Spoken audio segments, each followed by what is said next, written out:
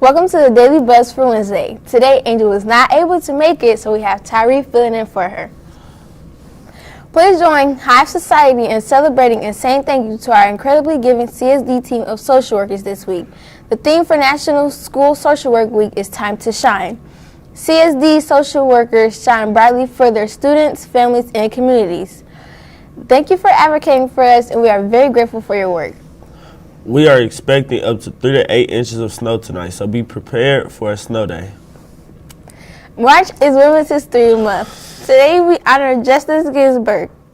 She was an American lawyer and jurist who served as an Associate Justice of the Supreme Court from 1993 until her death in 2020. Justice spent much of her legal career as an advocate for gender equality and women's rights, winning many of her arguments before the Supreme Court.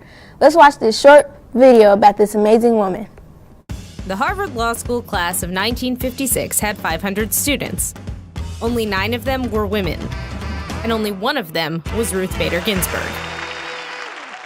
One evening, law school dean Erwin Griswold hosted a dinner for the women. At the end of the meal, he asked them all to justify how they had taken a spot away from a man. Ginsburg answered that her husband was a law student and that a wife should understand her husband's work. 37 years later, she would become the second woman appointed to the United States Supreme Court. Joan Ruth Bader was born in 1933 to a working-class Jewish family, raised in the Flatbush neighborhood of Brooklyn.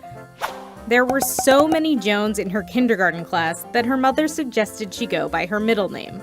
Some of Ruth's earliest memories were of going to the public library with her mother and sitting on her lap while she read to her. By the way, children read to by their parents early on display greater language comprehension than their peers by as early as age 2, and they might just become a Supreme Court justice. As a teenager, Ginsburg edited her high school newspaper and twirled batons for the school's pep club. She then went on to major in government at Cornell University, where she met and later married Martin David Ginsburg. She gave birth to a daughter, went on to attend Harvard Law School, transferred to Columbia Law, and graduated at the top of her class. But according to Ginsburg, not a single law firm in the entire city of New York was willing to hire her. In the early 1960s, law firms only hired women as secretaries.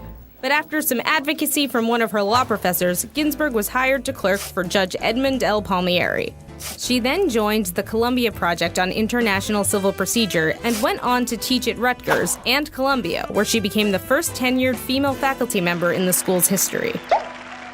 She became heavily involved in women's rights, directing the women's rights projects of the American Civil Liberties Union during the 1970s and arguing several landmark gender discrimination cases in front of the U.S. Supreme Court.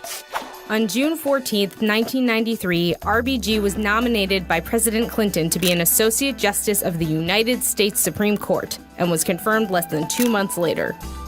As a Supreme Court justice, RBG has garnered a reputation for pointed, powerful, and sometimes scathing dissents, and in her opinions, she has been a staunch supporter of women's rights and has opposed discrimination in all its forms, making her an inspiration to women and girls around the globe. Thanks for tuning in, and don't forget to like and subscribe.